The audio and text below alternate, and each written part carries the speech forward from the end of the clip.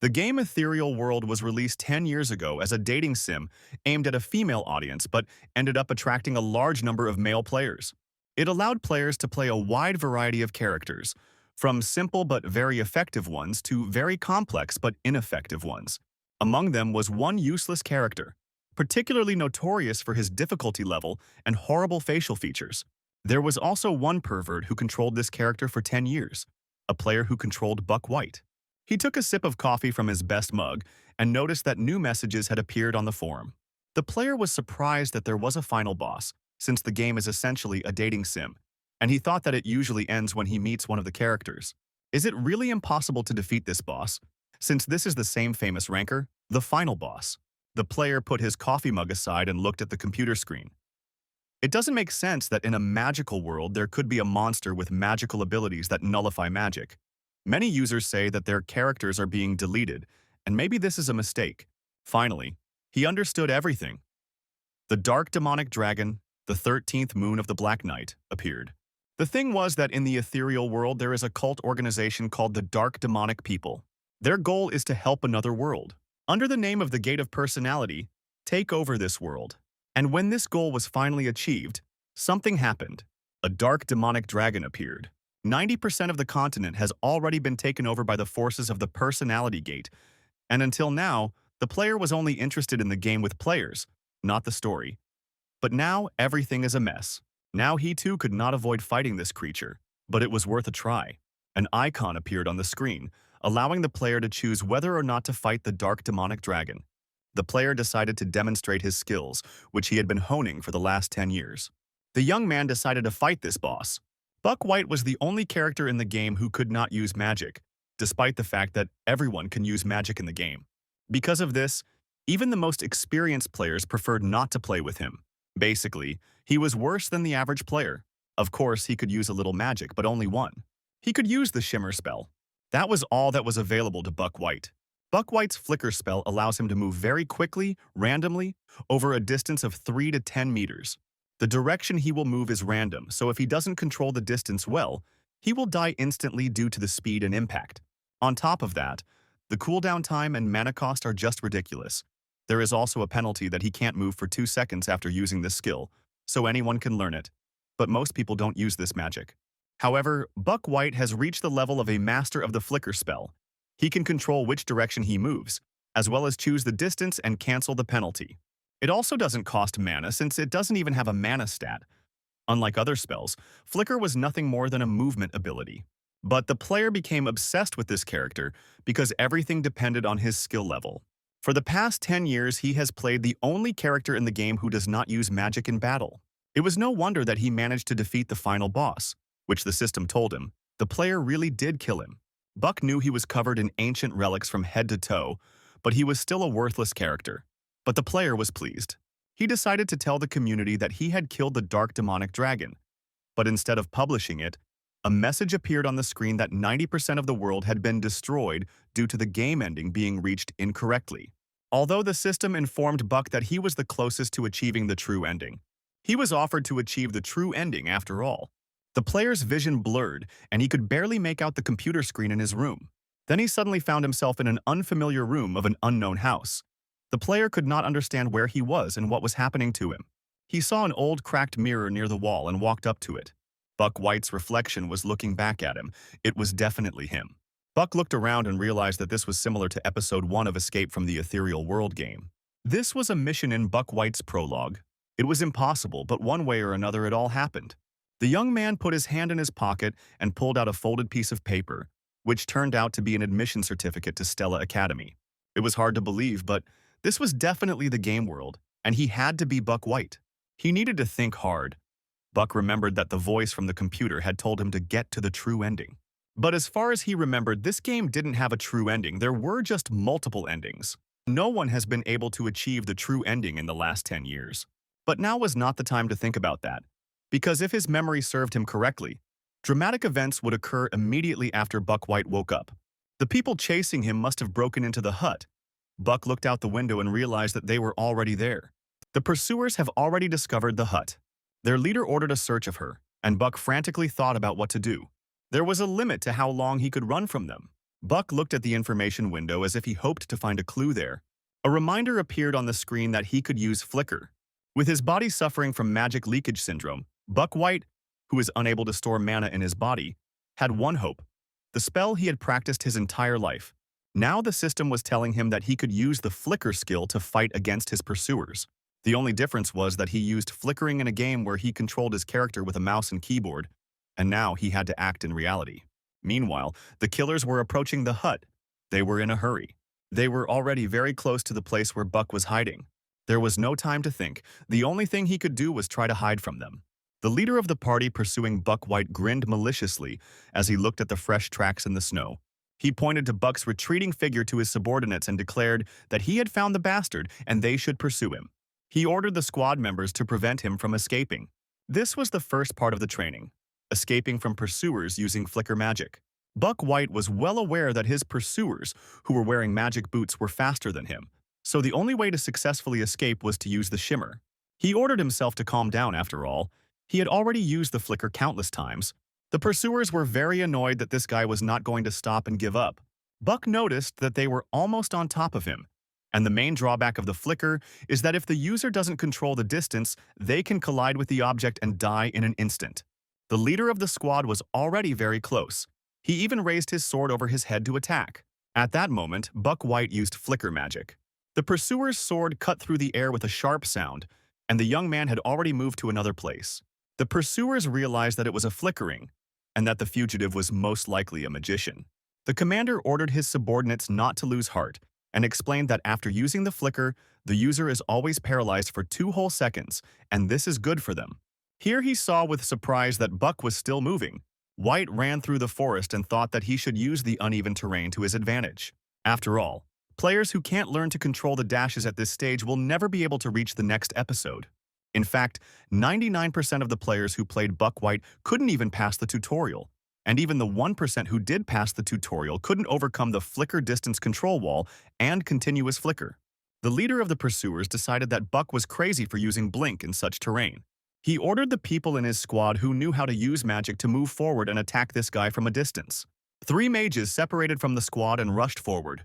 Buck realized that the pursuers' mages were going to use magic. He remembered that the second part of the training was to learn how to use the flicker to dodge incoming magic arrows. Buck carefully watched the enemy mage's actions and tried to dodge them using his only magical skill.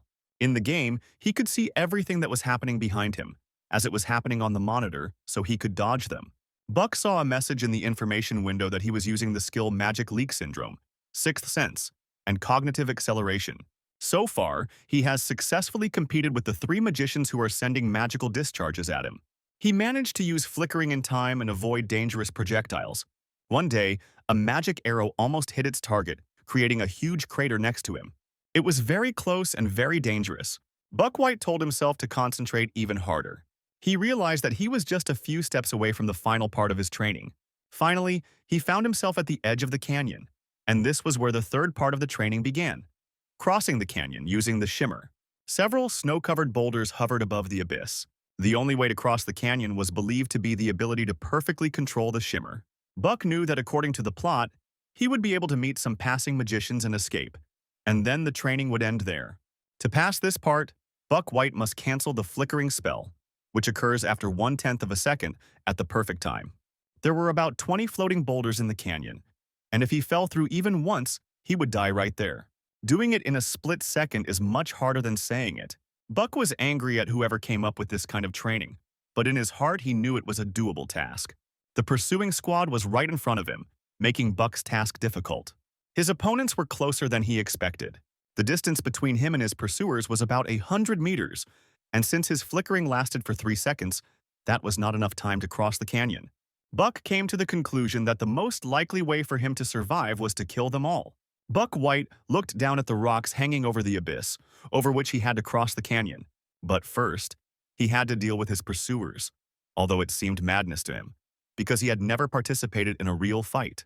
If this were a game, the system would make it impossible to attack those who are chasing him. But now this is reality. There is no rule that says he has to blindly follow the system of the game. Buck found himself thinking that the determination to kill someone didn't bother him at all, and it wasn't because these guys were his parents' enemies, as it was in the plot. Buck pulled out his knife and felt that they were already very close. For some reason, he was sure that he could win. With his weapon at the ready, he stood up to his full height in front of the pursuing squad. The leader ordered to catch the villain right now, and the fighters rushed forward. The squad leader decided that this guy was a complete idiot for wanting to fight them alone. Buck estimated the distance to the target. It was about 9 meters and used flicker. Unexpectedly, for the spearman who was walking in front of the detachment, Buck appeared next to him, and his surprise was the last feeling he experienced in this life, because the boy's knife plunged straight into his heart. Someone else's blood ran down Buck's fingertips, but he felt no guilt. In the end, he killed him just to survive.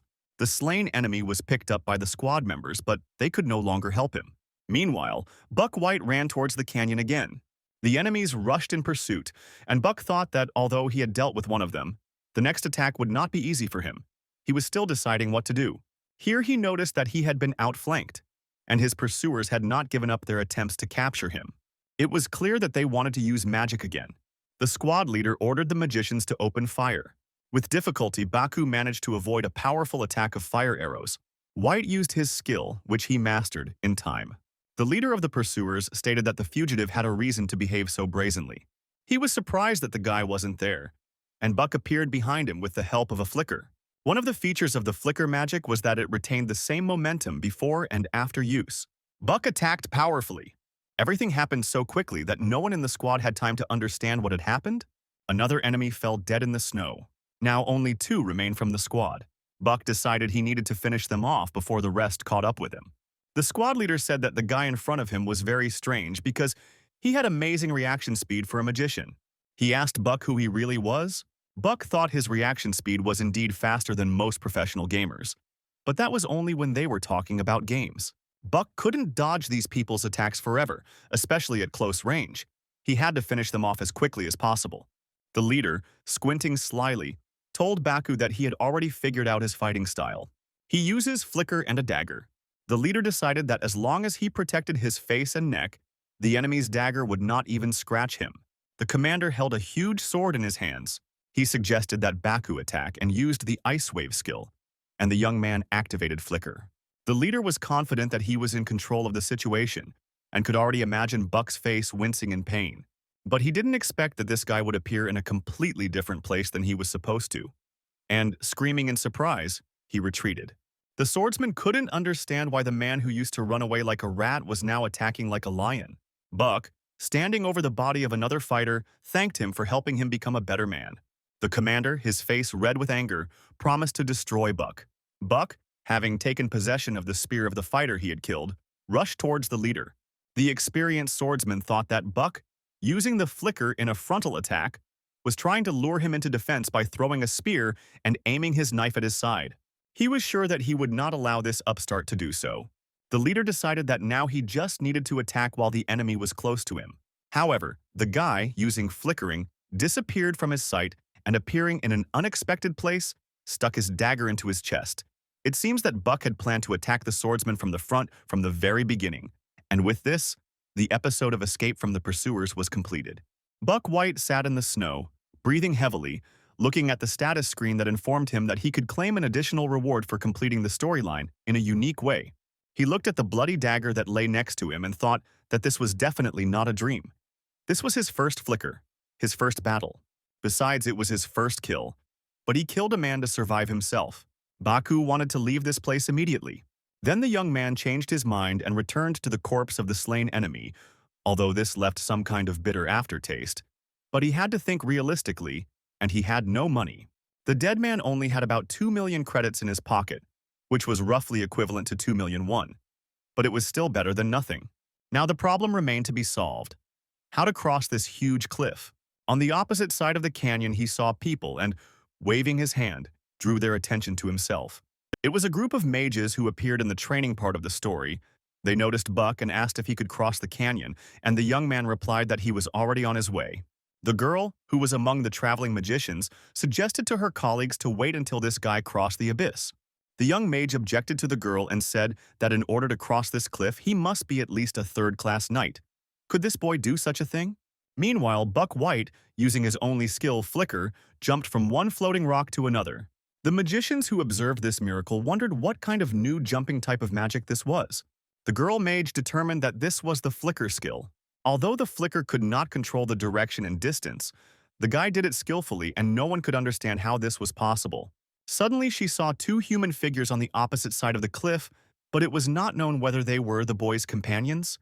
Buck White also noticed these pursuers, but they had already shot fireballs at him. Buck realized the danger he was in. The recharge time of the flicker is 3 seconds, and it is impossible to dodge all this magic with its help. Baku needed to find the next floating boulder to use as support. The young man felt like he was about to fall. Buck concentrated and pushed himself hard off the boulder he was standing on. The other floating boulders, as luck would have it, were too far away from him. Buck, using his skill, hoped that he would be able to land on one of them. The maneuver was successful. His fingers grasped the ledge of one of the floating boulders. Buck White believed that he had managed to survive such a difficult situation. However, his pursuers did not think so, and directed a powerful charge of fire magic at the young man. When Buck had already said goodbye to life, something unexpected happened. Someone's magic managed to dispel the deadly energy of his pursuers. He didn't know what kind of magic it was, but it looked like an ice spear covered in lightning. Someone had just used 2 attributes in one training magic. Moreover, the caster calculated the trajectory precisely without spending a single drop of mana. Who could have accomplished such a feat? Baku managed to survive in some incredible way, and, hanging over the abyss, he looked at the group of magicians. The young man noticed the girl with a magic staff in her hands. Then he saw his unsuccessful pursuers walk away, and Buck, breathing a sigh of relief, thought that it seemed he would survive after all. He still managed to cross the canyon and found himself among a group of magicians who were patiently waiting for him. Buck White turned to the girl and thanked her for helping him.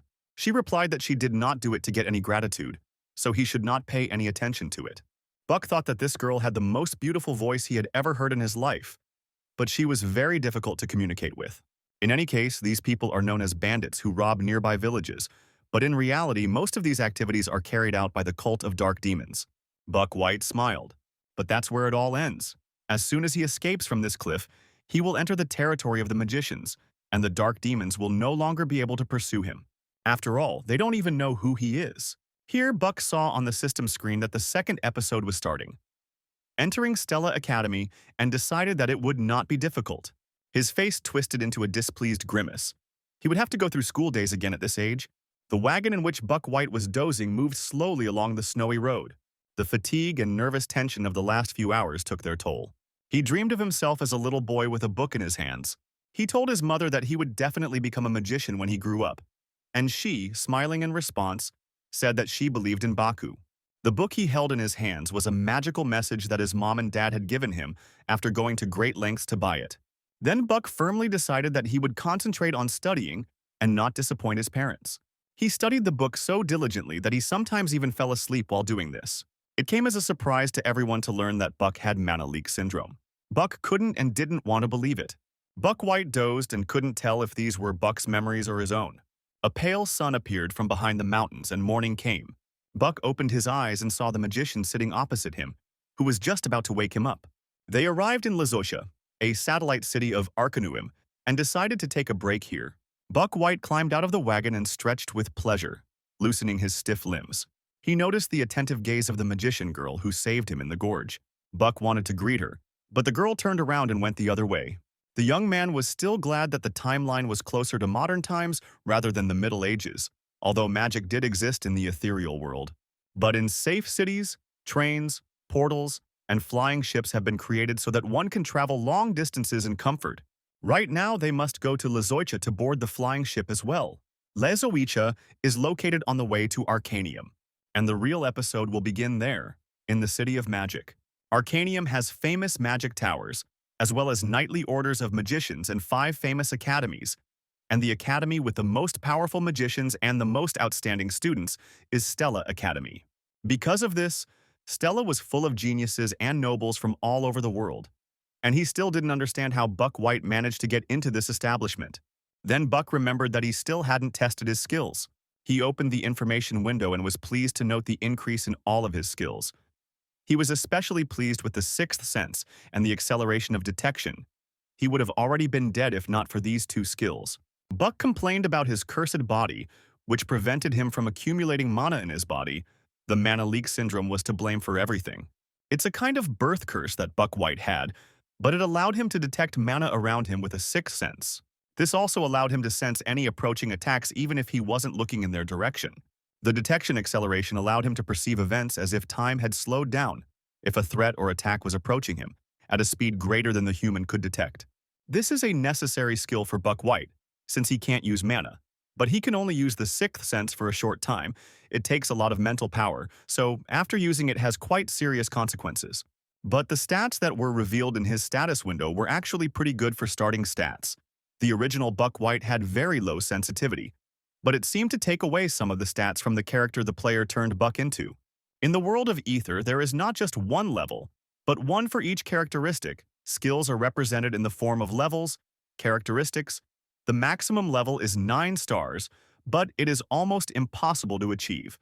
Buck played this game for more than 10 years, but the highest he managed to achieve was 8 stars, both in endurance and sensitivity. But now he had to invest in sensitivity to develop a sixth sense and reaction speed. After all, he could increase endurance and flexibility in other ways. His problem now was mana leakage syndrome, and if he didn't train it, he wouldn't last long. Baku needed to upgrade him to natural physique secrets as soon as possible.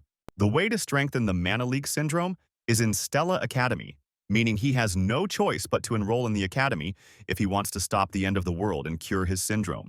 Baku wished he had something that could help him with this matter. Here, Buck was called out by his fellow magicians, and he did not have time to read some of the notifications. He decided to check them later and then again met the attentive gaze of the girl magician. Buck found himself on the deck of a flying ship for the first time. The steward announced that the ship was leaving for Arcanium and advised the passengers to sit down for their own safety. The ship's passengers, mostly nobles, looked at Buck as if he were a small child looking around, having arrived in an unfamiliar place for the first time. They couldn't understand why Stella was letting peasants in here. After all, it is considered that this is the most famous place in the world, and yet they pollute the water with their unpretentious people. Buck heard all this conversation and, passing by the 3 young aristocrats, sighed heavily. One young man did not like this and spoke harshly about his size. He told Buck White to stand still. A scandal was brewing, but suddenly Buck heard an unusual excitement on deck. The passengers' attention was riveted on one girl. It was the Princess of Burgundy. Princess of the Kingdom of Adalabit, Burgundy Adalabit. Everyone greeted Her Highness with respect. However, the princess did not even look at the young people. She walked past, heading for the stairs leading to the cabins. Burgundy passed very close to Buck, leaving behind the scent of expensive perfume. Buck White looked at the girl with interest, because she was the villain of this world. Burgundy was one of the main characters in this game. There were always disagreements between her and the female protagonist, and in the end, she dies. No matter which path is chosen, she dies, but in some endings she is brutally killed. In other cases, she is mocked by the entire academy before being expelled, in one of which she goes through something so shameful that she never appears in public again. It's as if the developers had personal grudges and wanted this girl to suffer no matter what. Buck White had heard that she was really popular among the male players. She was certainly pretty. Buck felt that she would kill him if he dared to even talk to her. Buck thought he should eat something. The flying ship's buffet was replete with various delicacies. However, the prices were so high that he decided to eat later, when he got to Arcanium. Buck had barely left the buffet when he heard an announcement over the loudspeaker. It concerned all passengers on the flying ship.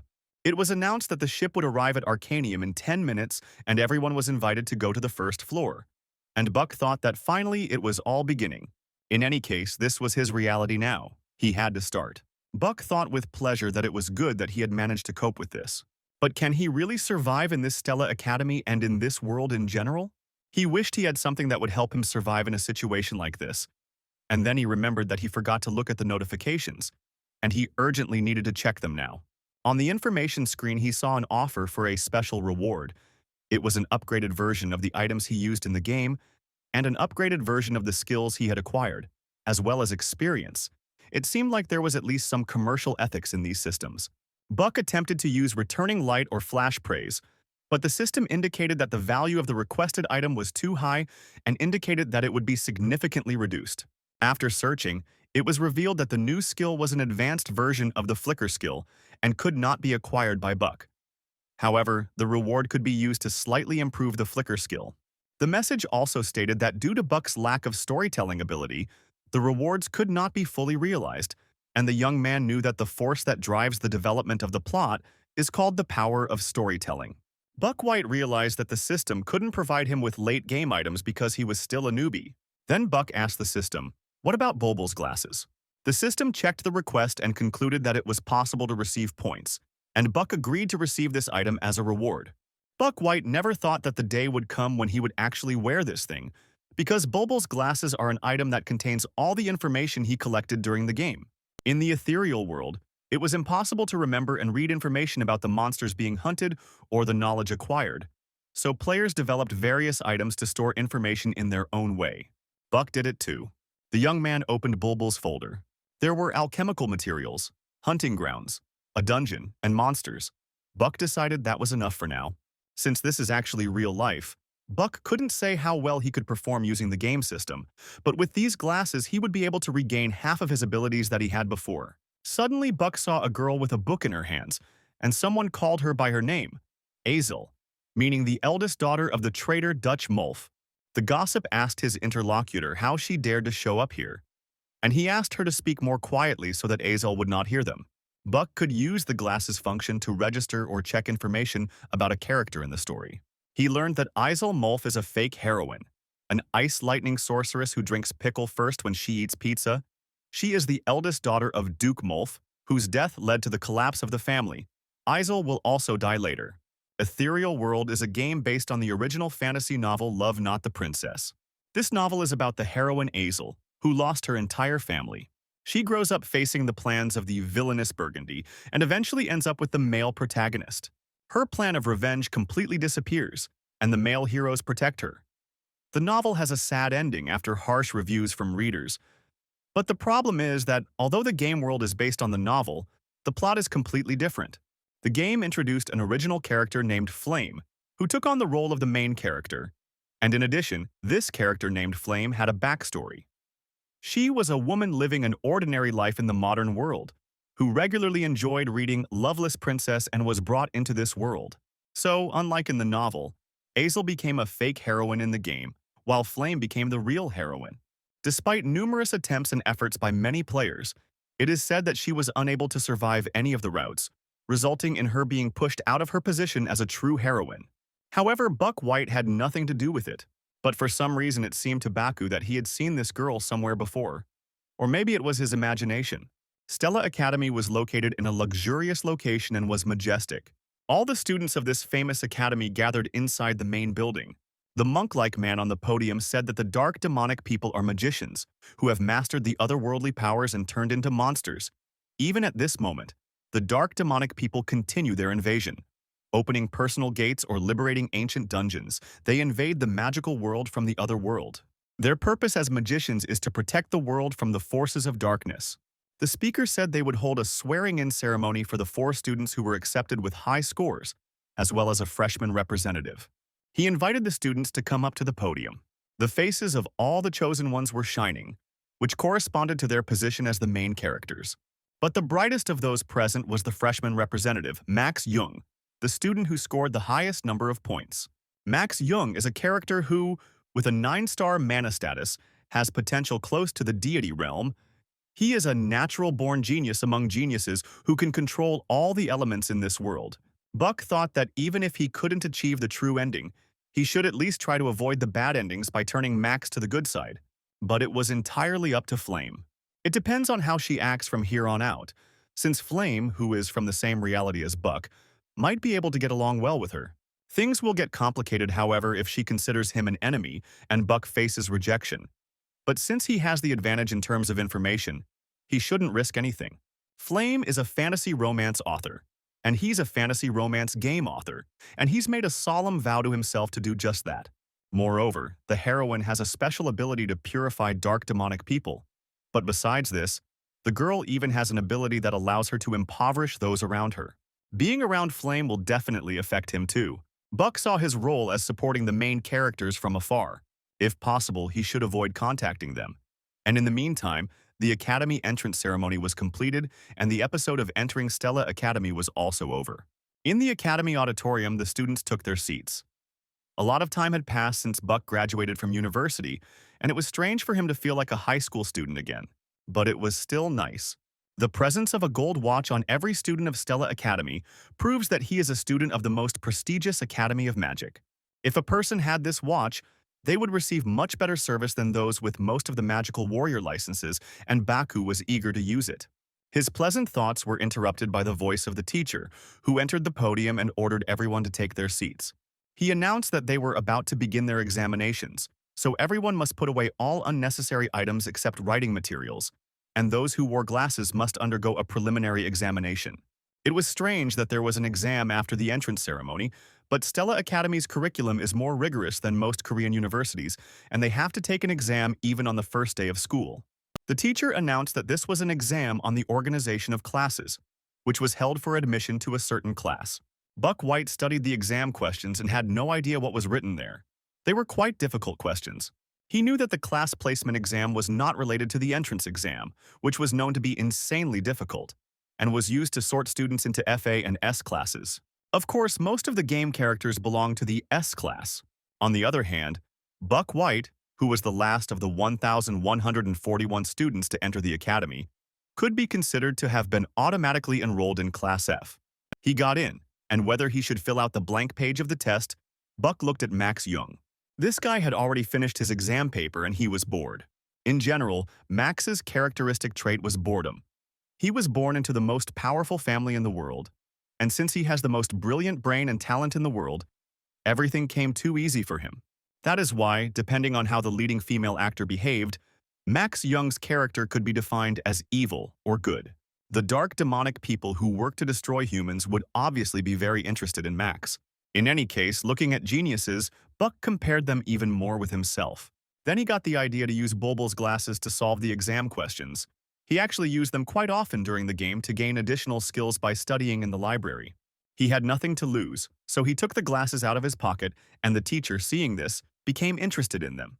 He reminded Buck to check the glasses first before he used them.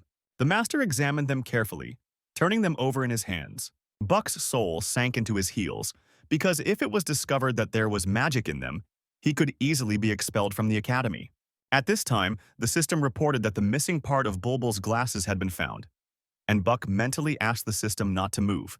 However, the teacher returned the glasses to the boy and said that he did not feel the mana emanating from them, but next time he must ask permission to use such an optical device.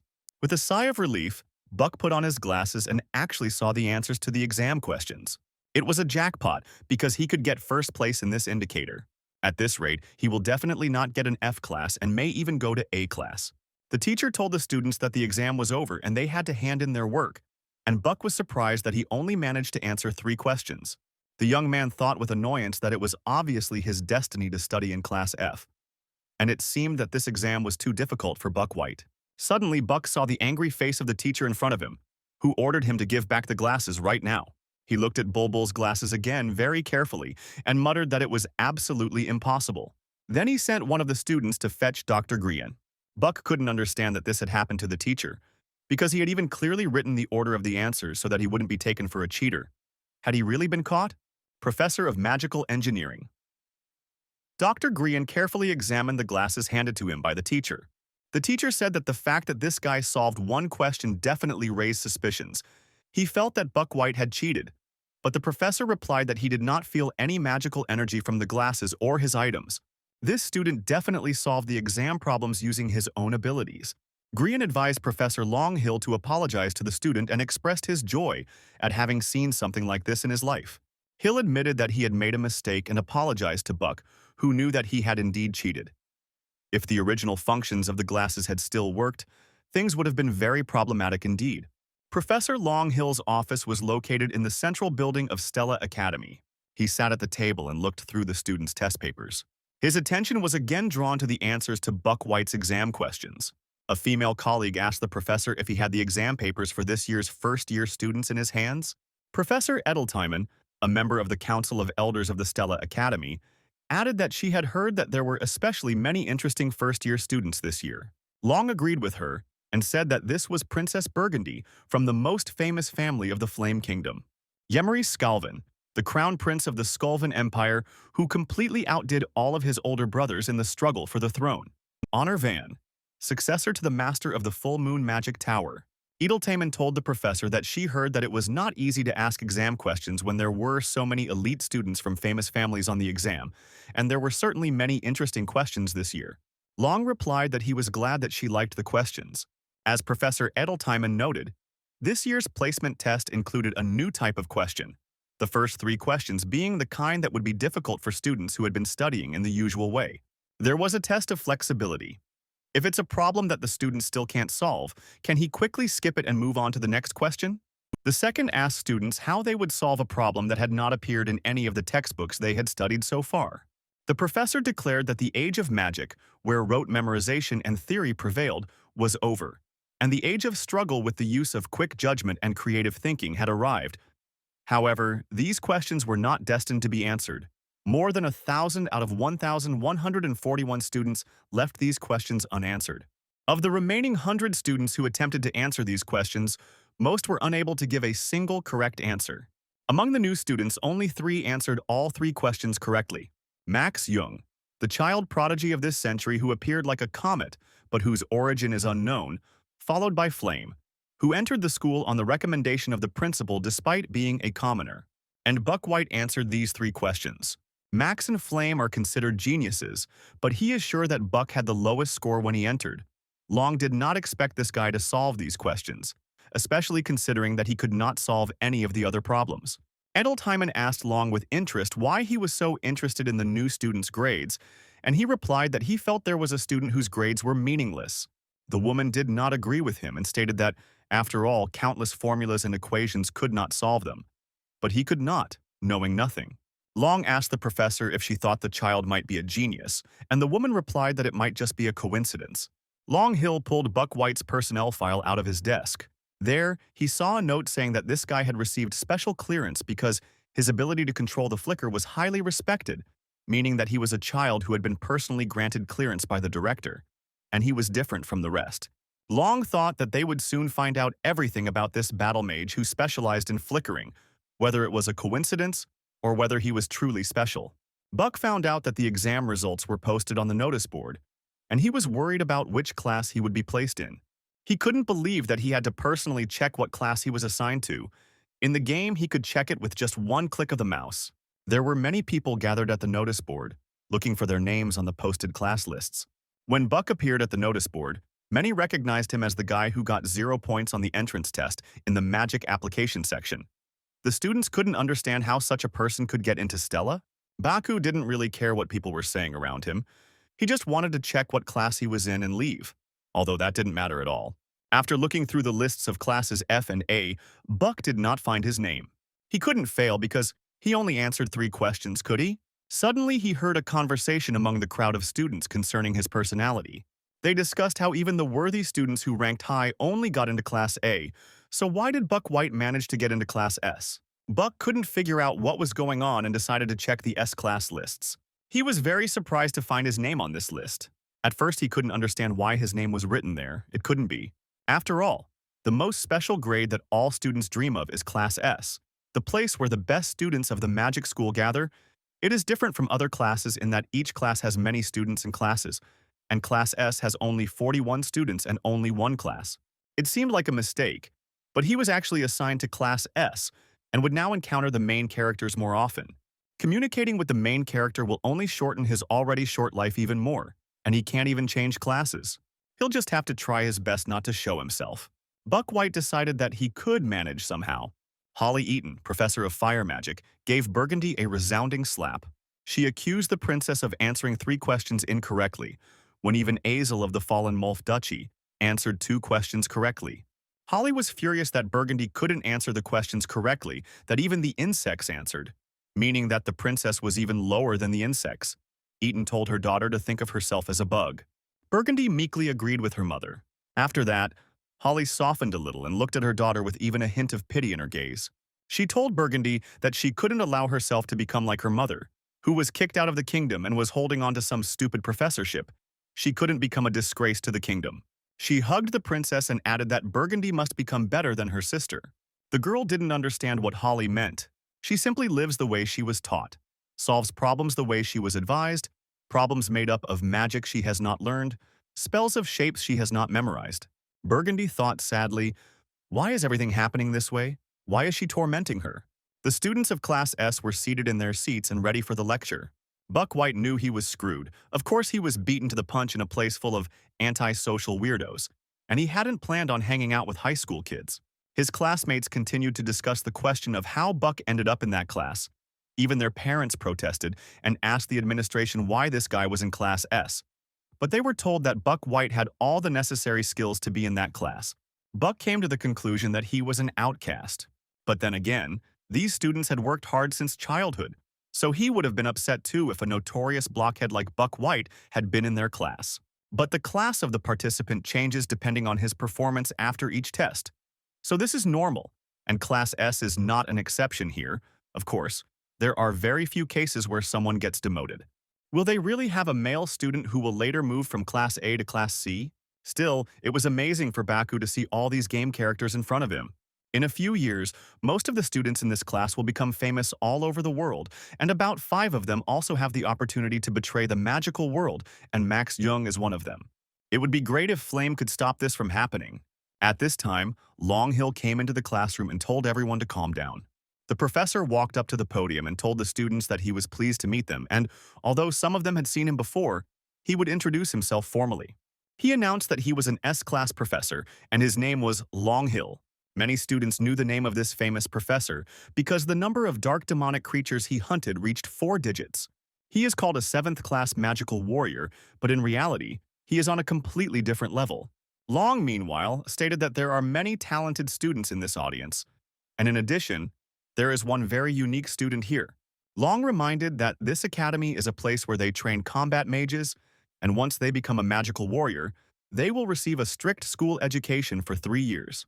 The professor did not expect all of them to follow suit, but he did express his wishes that they would all show their best during this time. Longhill then asked the audience if they had any questions after his speech. At this time, Burgundy entered the classroom with a sad expression on her face. Buck was surprised that Princess Burgundy, who followed the rules more than anyone, allowed herself to be late for class. The professor asked the girl the reason for her lateness, and Buck decided to test her with Bulbul's glasses. He learned that she was a villain and a fire mage who loved red ginseng candies, drank only espresso coffee brewed in the Akali style, and had an evil mother, and that this character's death was guaranteed. Buck realized that if Azel died because of Flame, Burgundy would die because of Flame and because of Azel. One could say that this was the inevitable fate of the villain. Buck would have liked to save this girl if he could, but he was in no position to help anyone else. Meanwhile, Professor Hill ordered Burgundy to take his place in the classroom, and Buck felt awkward, but he could only keep his distance from the characters. To his surprise, Burgundy sat down next to him, and Buck White felt acutely that everything was going wrong from the very beginning. Longhill announced that they would have a rotation system for the staffs they would use in the school. In classes S and A, personnel changes will be carried out simultaneously. There are 2 important events planned at Stella Academy, one of which is the familiar contract signing ceremony. The other thing is the staff receiving ceremony, and as with the elite that is Stella Academy, the staff change ceremony that it holds is also special. Professor Longhill made sure that all students were present for the ceremony. He reported that staffs from the lower to the middle class were prepared for them here. All they have to do is walk up to the staff they like and take it. Long reminded the students that the process of replacing a staff once chosen is very difficult.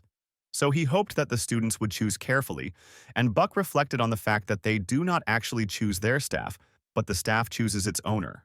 In the ethereal world, the staffs only respond to a person they deem worthy of commanding them, causing a resonance effect. Basically, this means that no one can use high-level staves just because they want to. In any case, Buck White wondered which one he should choose. If things were like before, he would have chosen a staff meant for F-class, but now that he had come to S-class, he needed to think carefully. The staff that best suits his position is the magic wand. Staves are generally divided into 2 classes, short-shaped wands and long-shaped staffs. Wands are usually wielded by knights who quickly destroy magic. On the other hand, the staff is used by bishops who focus on single strike with a longer casting time. Many of Buck's classmates were curious about which staff he would choose. Since Buck White is a Class S, it should have no problem creating a resonant effect. Buck, listening to this gossip, thought that he didn't care what they were talking about. Then a guy came up to him and said hello to Buck. The young man learned that this stranger's name was Uslek. This name was unfamiliar to Buck White, and he asked the guy what he wanted. Uslik asked him which staff he planned to choose, and Buck replied that he was ready to choose any. Uslik, with a nasty smile on his lips, advised him to choose a staff that suited his status as a commoner. He advised not to make noise and not to create problems for the professors, and Buck advised Uslik not to create problems himself. Uslik's face twisted into an angry grimace. He asked Buck White if he was looking for a fight, to which he calmly replied that he was very tired of Uslik. With the help of Bulbul's glasses, he easily found out that Uslik was the son of Marquis Chebailin, a subordinate of Prince Jeremy, a third-class hooligan. There was nothing special about this information. Ulik informed Baku that he was going to choose the best staff, so he should be more careful. He pointed to the staff of Edmuri Etamiri, the highest in class. This mid-high grade staff is usually used by professional magic warriors. On the other hand, no matter how talented a person is, training on mid-low grade staffs should be the limit for students. Moreover, even professional magical warriors have difficulty coping with mid to low class staves. There was another mid-high class staff here besides Edmuri Edamiri, but it wasn't there to be chosen, but rather to show off. Professor Hill reminded the students that each of them should stand in front of the staff they liked. The students set off to carry out their task. Buck turned his attention to Princess Burgundy, who walked towards her staff with a determined expression on her face. Haewon chose the Hayden Amakoten staff, which was a middle-class staff, and Prince Scalvin also chose a middle-class staff. Burgundy chose Suaviter Lahavan, who was also a middle-class staff. Uslik exclaimed in displeasure that this year was complete madness. How many more middle-class staves could they choose, which only professional magicians could wield? He walked resolutely towards the staffs and declared that he could do the same. Ulik quickly approached the staff. He extended his hand towards it and tried to cause a resonance with the mid-high class staff. Uslik wanted to show everyone what a real S-class talent looked like. However, the staff exploded in his hand and the guy fell. Resonance with the staff was not achieved, and now Ulik, wounded, lay on the ground. His situation was unenviable. He was obviously badly injured, and they had to call a doctor. Max Jung, without thinking for long, headed towards the staffs. The owner of the chosen staff had already been determined. Max came close to the staff, and the students looked at him in bewilderment. Was he really going to try to take it? It's unlikely he'll be able to handle Edmuri Etamiri. Max resolutely extended his hand and felt the resonance. The staff, to everyone's surprise, ended up in the hands of Max Jung. Many students' eyes widened in surprise. How could an incoming student take a staff of a middle-high class? For Buck, this was expected. Now many more people will know how talented Max Jung is. However, Flame could get hold of another mid-high class staff, Terrivan. But here the route bifurcated. If Flame managed to get Terrivan, events would develop according to one scenario. Max Jung in this case will be interested in the girl because of her genius, opening the path of Max Jung. But if she took the other staff, it would open up a completely different path, and Baku needed to use Flame to get Max on his side. Meanwhile, Flame headed towards the staffs. She walked confidently towards Terrivan. Buck White wondered what Flame would do now. He mentally ordered the girl to grab Terrivan. Then Max would be interested in her. Then they will have a better chance of a happy ending. However, Flame walked past the staff, and obviously Terrivan was not interesting to her. Buck couldn't understand what was going on. Did Flame really not know anything about the staff? Maybe she didn't have enough information? Either way, it was bad. Flame should be able to resonate with any staff, since she is the main character. If she chooses some strange staff, then they might lose other good paths too. At this point, Buck has no choice but to push Terrivan towards her. Buck used the flicker skill to instantly move to Flame's side. The girl was surprised by the sudden appearance of Buck, who asked her which staff she was going to choose, and Flame wanted to know why he was asking this. Buck replied that she looked lost, and he just wanted to help her, to which the girl remarked that it was none of his business. Buck White noticed something strange in the girl's behavior, because she should be friendly with everyone. Because she is a very sociable person, why is she so cold with him? Buck didn't want to give up just like that, because his life depended on Flame's choice, and he stopped the girl, offering her help again, which she refused. Buck told the girl that there was a staff here that would suit her perfectly. Flame asked the young man irritably what he could know about the staffs. Buck couldn't understand the reason for Flame's irritation. Didn't she care about the extra services, and he said that he had heard a lot about her. He pointed his hand at Theravan and asked if she thought she could take it.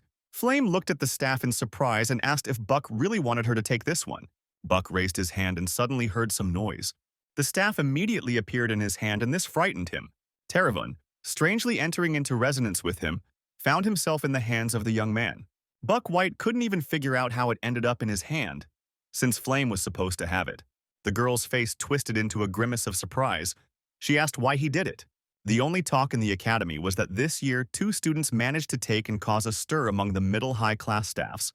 And historically, there were only 5 people who managed to take them, which means that now their number has increased by 2 people. But strangely enough, one of the students used Flicker only in the magic manifestation exam. This was very strange, because Flicker was always considered a rare trash magic. There was a self-study room at Stella Academy. Flame headed there and was glad that it had finally become a little quieter, because today that was all they talked about wherever she went. The news that 2 new students had obtained mid-high class staffs spread instantly, but she couldn't understand it. How did Buck manage to capture Taravon, and who is he? Flame read the original novel 3 times before coming here, but the character Buck White never appeared. It said that no one could capture Taravon, but to resonate with him so easily was amazing. She felt like this guy was trying to show off to her. Flame nevertheless decided that it was completely pointless to think about it now. Here she met some girls from her class, who asked if Flame was also planning to study on her own. She called them kids and asked if they thought she was a nerd or something. One of the girls asked Flame why she always calls them children, since he is the same age as her. Flame replied that it was just a habit, because where she lived, she was always treated like an elder. In fact, she had long since realized that she was in a present-time novel, and therefore could not act like a child. The girl asked Flame, "Does that mean she's also going to study alone today?" Flame remembered the girl's name. Her name was Jackie. She replied that she would not study alone, because there would soon be a special additional meeting, and she was going to go there. Flame thought wistfully that it was very difficult to be a student at that age. At this time, Haywood Van, who had been waiting for her, called out to her. He asked Flame how she was feeling, and she replied that she was fine. Haywood noticed that she didn't have a very good expression on her face and tried to find out what had happened to her. The young man guessed that the girl was going to do some self-study, and Flame asked apparently he was going to the exclusive S-class training hall again. Haywood responded that you can't be lazy when it comes to daily training. The young man waved his hand, slightly startling Flame. Thus, having said goodbye, Haywood went about his business. From the shadows, Jackie watched this with a grim face, and Flame finally saw her, wondering why the girl was still there. Flame saw a sign that said there was a self-study room behind that door. A special additional meeting was to take place here. According to the original novel, Azel and Burgundy will be present at this meeting. It would be interesting to see a confrontation between the main character and the villain from a romantic fantasy. Flame looked into the audience and made sure that all the important characters were already there. She walked into the room and saw that the host of this meeting was Kyle from Class A, looking slightly stunned. It was an extra meeting for students who needed to improve their grades, and considering that the mass event involved famous S-class students, it was only natural. Even Max Jung was there, and he was sitting next to Buck White. Flame thought that Max, who could be considered the main man of this world, was interested in Buck White, and this could not be considered a coincidence. Buck didn't solve anything except the 3 questions from hell. Perhaps he knew from the beginning that by solving these questions, he could get into the S-class. Flame took another good look at Buck White. He was a tough guy. Flame decided that if Buck White really did know in advance and act this way, then he was dangerous. Buck, sitting next to Max, dreamed of someone taking him away. He asked Max why he came here because he didn't need to listen to such things, or he had some special reason.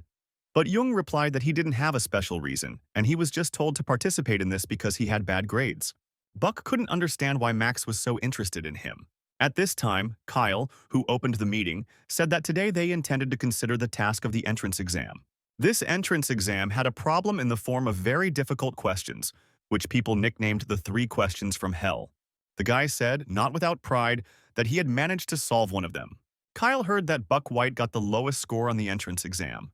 Kyle decided that he would show that he was better than him in every way. He told the students that he would now show them how he solved this problem. This task is a kind of trap. It tries to make them make a mistake. Kyle asked Buck if he thought he was right or not. Buck didn't really even understand what this guy was trying to do, and what were these 3 questions from hell? He decided it didn't matter and he would just be honest. Buck answered frankly that he didn't know. Those present closely followed the developing events. Buck couldn't understand why the whole audience was looking at him so intently. Kyle dropped the chalk he was writing on the board with in surprise and asked Buck if that meant he was doing it wrong. He suggested that Buck White come to the board and solve the problem himself. Max gave Buck a thumbs up and said he could do anything because Kyle did it on purpose. Buck sighed and walked resolutely to the board. He decided to just get it over with. Both young men stood before the audience ready to argue. Buck thought these 3 questions from hell were more like a pun quiz. It was like a paradoxical problem, like what happened if the dirt became twice as much as before? If the magician cast a spell, dear Earth, shed tears? The answer is simple. If the dirt is crying, it means it is in a state of composting. He thought it was ridiculous, but it really is a problem. I just wonder who came up with it. Anyway, Kyle solved the problem like it was some kind of math problem, saying that the soil splits when she cries or something. His method was wrong, but he managed to get the right answer by luck. But if another similar problem had arisen, he would have solved it incorrectly too. Buck turned to Kyle and said that he couldn't show him how it should be solved, but he could tell him where he was wrong. The problem talked about land, but what if it was water or wind? Does he really think that his method will work then? To which Kyle replied that then he will just use a different method. Buck objected and said that then he would have to do everything differently. It was only by luck that he got the correct answer, not because that was the test designer's intention. Unexpectedly, Kyle agreed with Buck White's arguments. Then Buck explained in detail how this problem should be solved.